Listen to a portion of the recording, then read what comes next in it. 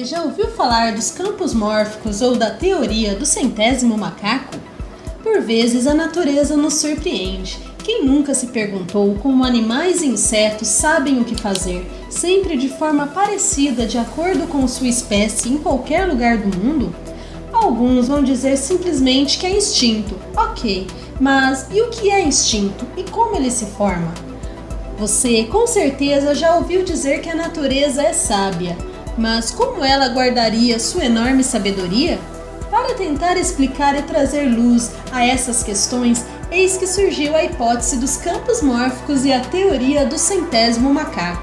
Se prepare para essa fantástica teoria, que pode mudar a maneira como você enxerga o mundo ao seu redor.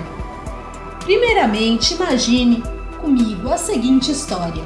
No Oceano Pacífico existem duas ilhas, que chamaremos de Ilha A e Ilha B. Elas não têm nenhum contato entre si. Em cada ilha vivem 100 macacos, da mesma espécie. Um dia, um macaco da Ilha A começa um hábito totalmente novo. Ao invés de comer certo tipo de raiz diretamente, ele enxágua na água do mar. As raízes livres de areia e temperadas com sal marinho ficaram mais saborosas. Aos poucos, outros macacos começaram a imitá-lo. Depois de algum tempo, 99 membros do bando lavavam suas raízes. Mas quando o centésimo e último macaco habitante da Ilha A adotou o costume, automaticamente os macacos da Ilha B começaram também a lavar suas raízes, antes de ingeri-las, sem ninguém ensiná-los, e em muito menos tempo que os macacos da Ilha A. Todos haviam adotado o novo hábito. O que essa história tem a dizer é que se um indivíduo de uma espécie começar um novo hábito e for imitado pelos outros membros, a partir de certa quantidade de vezes que for reproduzido, o novo conhecimento será incorporado por essa espécie, em qualquer parte do mundo. E mais, os próximos indivíduos irão aprender muito mais rapidamente e naturalmente do que aqueles que foram os primeiros a tentar. Uau! Mas sem contato nenhum, como isso seria possível? Através dos campos mórficos. Em 1981, o biólogo Rupert Sheldrake trouxe à tona uma nova e fascinante teoria, a da ressonância mórfica através dos campos mórficos. Segundo Sheldrake, um campo mórfico seria gerado no espaço-tempo, sempre que algo desenvolve propriedades auto-organizadas sem auxílio de um agente externo. Qualquer elemento poderia gerar seu próprio campo mórfico, sejam átomos, cristais, seres vivos, galáxias, etc. Onde o caos deixou de existir e alguma organização surgiu, tudo seria gravado no campo mórfico para repetição futura do mesmo padrão. Ou seja, seria a existência de verdadeiros pendrives não físicos que registrariam formas e padrões de organização. Essa teoria parece intelectualmente insana, não é mesmo? Se é insana, logo gosto. Existem algumas evidências circunstanciais a favor de Sheldrake.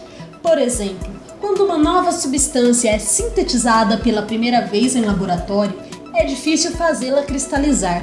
O processo pode levar semanas e até meses. No entanto, já foi observado que em todo o mundo a nova substância química tenderá a cristalizar da mesma forma que a primeira, só que muito mais rapidamente. Ou seja, a primeira não possuía um campo mórfico para acessar. A partir do momento que seus cristais assumiram uma determinada forma de organização, o campo da substância foi gerado. A informação armazenada. Por isso, nos outros laboratórios, com o campo já formado, a cristalização se daria de forma muito mais rápida e precisa. Também vale lembrar que algumas civilizações antigas, como os egípcios, maias, entre outros, mesmo sem nenhum contato aparente, pareciam compartilhar de certa forma o design de suas construções e alguns hábitos.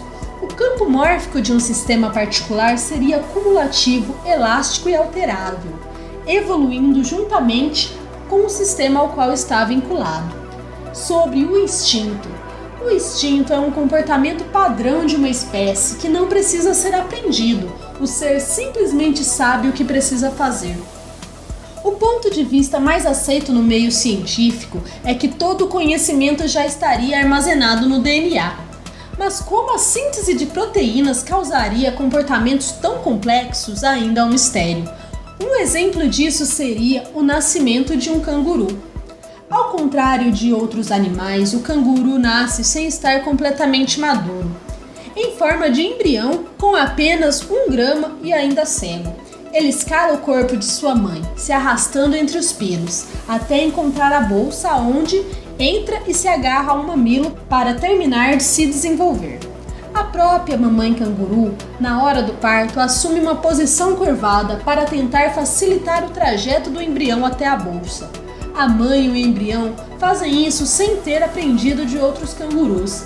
Existem muitos exemplos, como a incrível organização das formigas, abelhas e por aí vai.